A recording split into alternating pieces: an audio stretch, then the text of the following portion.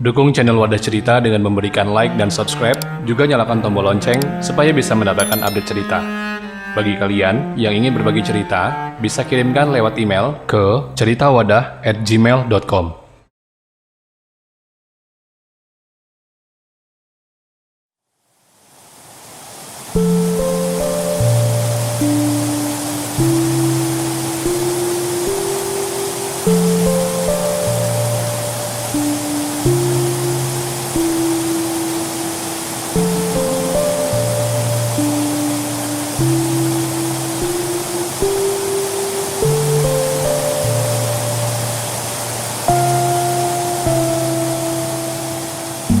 Satu lagi, teman aku yang mengajarkan apa itu rasa kasih sayang dan cinta, tapi tidak dengan ketulusan. Ketulusan yang aku maksud di sini adalah keikhlasan dalam mencintai. Kenapa? Mungkin bagi orang tersebut sudah memberikan cinta yang begitu dalam kepada seseorang yang dia cintai. Nyatanya, dia hanya menuangkan perasaannya seorang. Ternyata cinta bisa egois ya, tanpa memikirkan apa yang dirasakan orang lain tersebut. Apakah dia menerima dengan ketulusan pula? Singkatnya, dia hanya puas memberi cinta tanpa tahu apakah cinta itu benar-benar diterima. Dia Faton dan Zia. Mereka adalah kedua temanku. Aku, orang yang berusaha tidak memihak dengan siapapun. Namun jika aku melihat dari segi perempuan, berarti kalian sudah paham ya. Pasangan kekasih yang dipertemukan oleh satu organisasi ini tidak pernah berniat menjalin hubungan cinta tadinya. Hanya sekedar teman dan rekan. Namun, waktu ikut campur dan berkata lain. Perasaan gak bisa dibohongi. Hati mereka saling berbicara dan menjadikan mereka sepasang insan. Layaknya kasih yang sedang dimabuk asmara. Semua yang awal pasti baik. Semua buku baru tidak ada yang cacat. Mereka menjalin hubungan yang intens dan manis. Seperti es teh manis yang belum cair. Namun, lagi-lagi waktu mencoba ikut campur terhadap hubungan mereka. Melenyapkan rasa yang terlalu sering dituang. Sehingga rasa bosan itu muncul. Dan itu dari pihak laki-laki.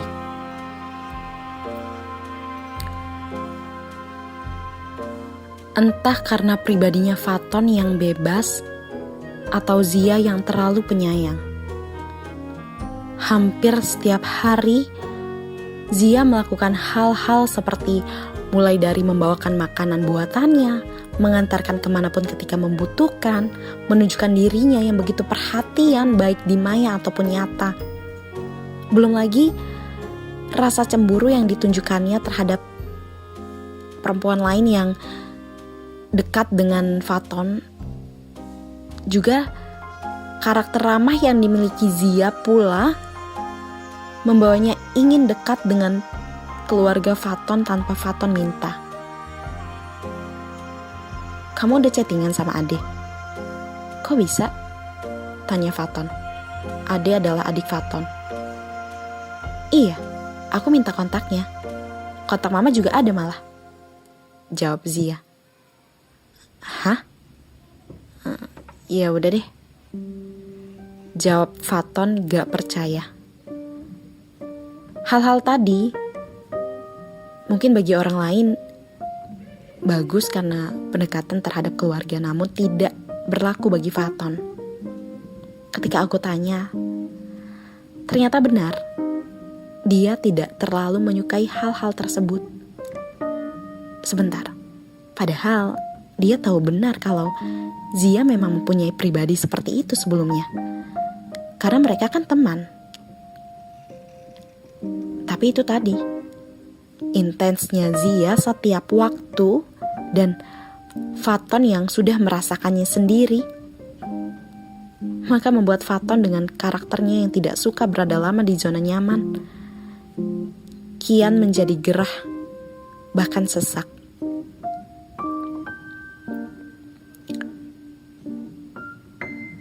Bentuk risih Faton dimulai dari orang tuanya yang sudah jarang sekali membela Faton ketika ada masalah keluarga.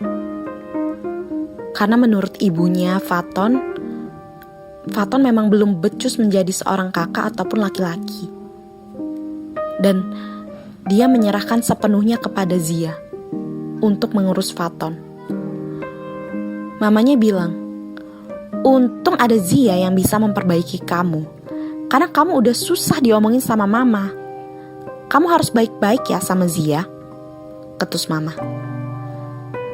Faton yang merasa orang tuanya lebih menganggap orang lain, maksudnya Zia, itu lebih sebagai anaknya.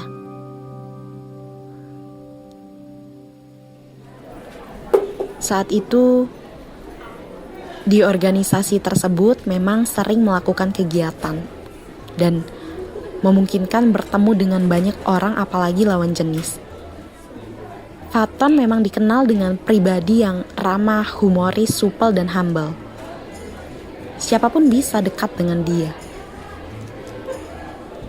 Di kegiatan tersebut, Faton harus berduet dengan seorang wanita menjadi MC, sebut saja dia Desi. Des, nanti kita ada adegan selfie deh ya di atas panggung, kata Faton. Desi pun mengiyakan. Boleh tuh. Dan setelah dilihat dari kejauhan, chemistry yang mereka bangun memang cukup kuat. Desi pun gak enggan untuk menyender di bahu Faton saat selfie itu. Belum lagi bercandaan mereka yang humoris dan sedikit romantis. Padahal semua member yang ada di organisasi tersebut tahu betul bagaimana hubungan Faton dan Zia. Namun, profesionalismelah yang ditunjukkan mereka. Hal itu tidak membuat Zia menjadi perempuan yang profesional pula. Mungkin karena hati. Karena itu membuat Zia sangat terbakar cemburu. Menurutnya, Faton seperti tidak menghargai keberadaan Zia. Seperti tidak menghargai perasaan Zia. Seperti tidak merasa ada hati yang harus dijaga. Lagi-lagi, Faton dengan pribadinya yang idealis tidak ingin menjelaskan secara panjang. Menurutnya, dia tidak salah. Menurutnya, Zia harus mengerti kalau itu hanyalah sebatas bentuk profesional.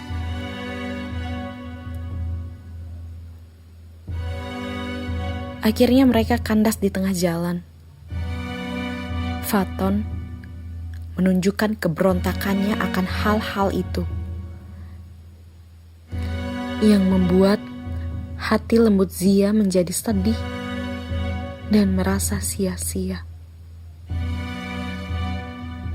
Kejadian terakhir itu pula membuat gong pemutus bagi mereka berdua.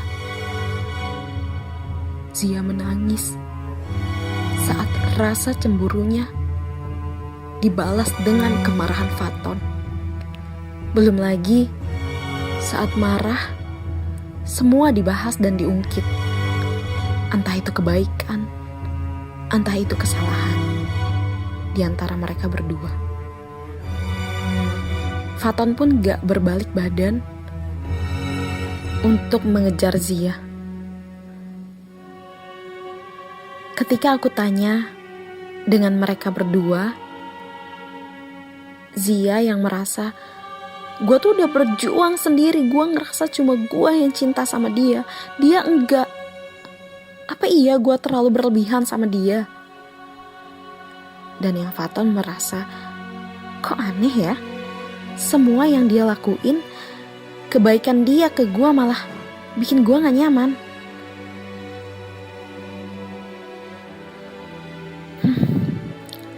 Sebenarnya siapa yang salah?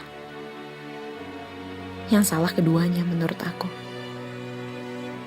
Hilangnya komunikasi dari awal yang memunculkan rasa tidak enak satu sama lain. Yang satu merasa, yang penting gue ada cinta sama dia, gue mau ngelakuin apa aja buat dia, gue kasih apa aja. Tapi giliran ada masalah, itu dibahas, diungkit. Maaf, situ ikhlas berbuat baik atau mau dibalas? Bukankah cinta itu harus ikhlas? Dan belum lagi yang satu merasa gue cinta sama dia. Sorry, salah menyebutnya. Mungkin pernah cinta. Untuk sekarang entah terlalu banyak rasa cinta dan kasih sayang itu yang dikasih ke gue jadi ngerasa terbebani dan sedikit bosan. Maaf, Anda tidak pernah dicintai sebelumnya sama seorang pasangan, sampai gak paham bentuk menghargai perasaan orang lain. Ya, itulah yang terjadi. Baiklah, mungkin pesan yang bisa kita petik, menurut aku, jangan terlalu cinta deh sama seseorang. Ya, pada porsinya aja. Dan kalau kamu cinta sama seseorang, coba telaah lagi cinta kamu. Tulus gak sama orang itu? Memang ingin memberikan cinta sebagai orang baikkah? Dan berilah kesempatan ke orang lain untuk bertanya apakah dia menerima cinta kamu selama ini. Pula untuk kamu yang diberikan cinta, pikirkan kembali apakah yang kamu lakukan sudah benar tanpa menyakiti. Komunikasi penting. Komitmen perlu. Sudut pandangku hari ini tentang temanku. Terima kasih ya yang sudah mau mendengarkan.